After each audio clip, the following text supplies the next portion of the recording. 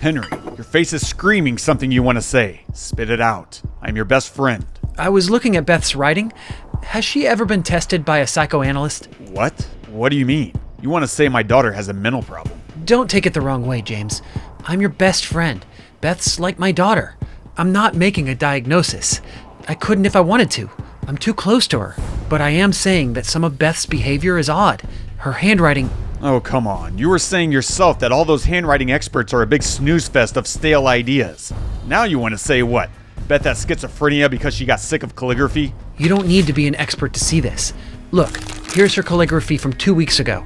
Elegant, precise, tidy. And here's her calligraphy from 2 days ago. It looks like a child just learning how to hold a pen. Look, the writing on the second page is shaky, faltering and crude, as if a kindergartner is learning to write. But such a drastic fall in just 2 weeks. How is that even possible? Look, the early moments in an infant's life are profoundly impactful. It's not strange to imagine there might be some sorting out for Beth to do. You mean how Alice deserted them at the hospital? Oh, God. I feel so much regret for everything that I did for her when she was in the hospital. I would venture that a daughter being abandoned by her mother the day she was born could have some lasting effects that could be helped by a mental health professional, yes. Helped is the word I want you to focus on, James. No thanks. Why on earth not? Do you think that little of my profession? No offense to you, Henry, or your profession, but I think that Beth is a child who is, by all accounts, flourishing in most aspects of life and does not need to be poked and prodded by some guy like you looking for problems that I can pay him to fix. Suit yourself. I'm just telling you what I see. Fine. Observation noted. You know what I'm observing. Your empty glass. Now bring it over here. I want to diagnose your liver's capacity. I want to go searching for seashells. Excellent. We can do that. Nate picked one adventure. Now what do you want to do, Jenny? She looks so worried. After her meltdown when she got home from the hospital, she has become so reserved. I must cheer her up. Come on, Jenny. Where's the excitement? Cheer up. Tell me, what would you like to do? Can we take a sailboat somewhere special? Of course we can. Anywhere in particular, love? Here, you two go get some balloon art. Whatever you want. You know we have to spend at least one night with your godmother, right? I suppose. I'm sure she'll want to talk about the Dyson family. By the way, do you know she still talks to James's grandfather? Yup. And he's trying to talk to you too, right? He was at the hospital. The creep. Working on being ambidextrous? No, Father. Just playing. You're awfully playful these days. I'm sorry. I'm about to head into the office. James only intended to tell her he was leaving and invited the kids to ask the help for anything they needed. But he was having second thoughts. After what Henry said last night and seeing Beth sitting here writing with her non-dominant hand like it's the most natural thing, maybe Beth is suffering from schizophrenia. I think I should spend some more time with her, to be sure. You and your brother will come along. Matt and me? You want us to come to work with you? Why not? It's high time you guys get your first taste of the family business. I hope this works. My daughter should feel this is the most natural, well-thought-out plan I've ever had. Definitely not a fly-by-the-seat-of-his-pants, last-ditch effort to quell the scary thoughts planted in my mind last night by my stupid best friend, who happens to be an expert in analyzing calligraphies. What did Matt say? He doesn't know yet. Why don't you go tell him? As Beth trotted off to her brother's room, James justified his decision to himself. I'll put the kids in the conference room attached to my office, from where I can easily watch them through the glass doors. That will give me a sense of how they behave when they believe no one is looking. Sure, this will rule out Henry's crazy mental illness theory. Why can't we just stay here like we do every other day?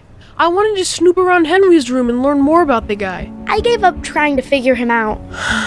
I miss Mom. Me too. Meanwhile, the real Matt and real Beth were pretending to be Nate and Jenny with their great-godmother, Claudette. You know, the Dyson dynasty head is dying, right, mon chéri?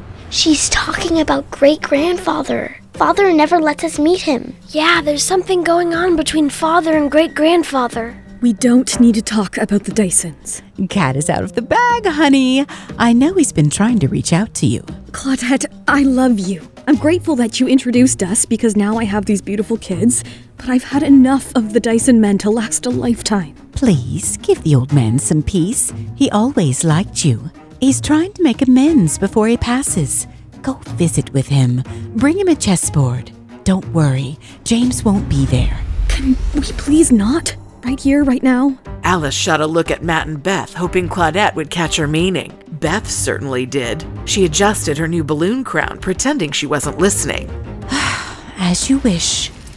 Do the children like quiche Lorraine? Nate and Jenny can answer for themselves, but at home we tend to keep vegan. What do you say, kids? Want to try some cow milk products? It smells amazing. Bacon is the downfall of many a vegan, Alice. You'd have nothing to be ashamed of if your children came around to the good life with a homemade quiche in the south of France. Don't worry, I'll make a carrot salad for you. Alice looked at Beth, who quickly suppressed her laugh, sure that her mother would be mad. But to her surprise, her mother made a funny face and started twitching her nose up and down.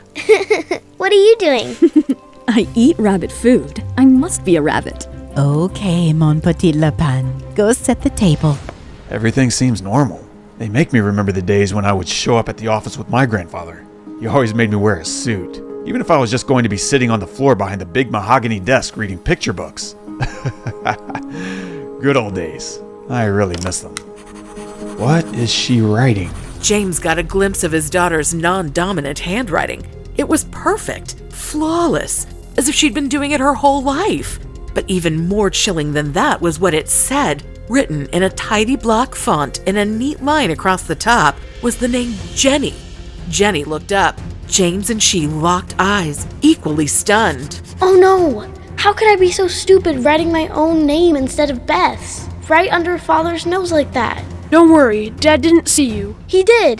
The wall to his office is all glass. He was staring straight at me. On the other side of the glass, James's blood had turned to ice. This is exactly the kind of thing a girl with multiple personalities would do. It's terrifying enough that Beth wrote perfectly with her other hand after never practicing it before.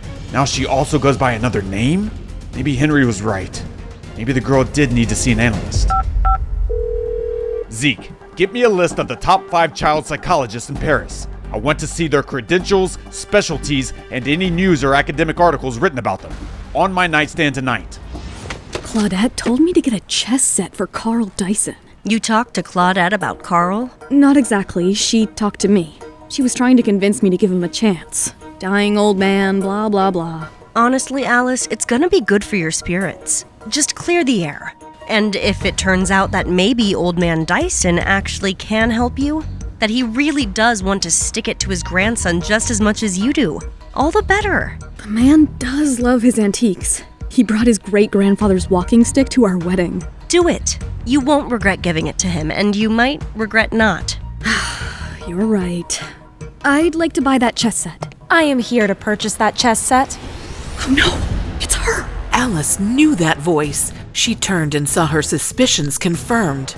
It was Gwen, Willa's cousin, the one who tried to make it sound like it was somehow Alice's fault that James never married Willa. She still holds the grudge against Alice. Why has she come back in her life? Is this Willa's plan? What will Jenny do now to save her cover? Hi, Jenny here. Hope you're loving our show, First Love Never Dies. Keep following us as we release new episodes of First Love Never Dies Season 1 on YouTube. If you wish to jump the queue and unlock all seasons of the audio series, you can install the Pocket FM app by clicking on the link in the description.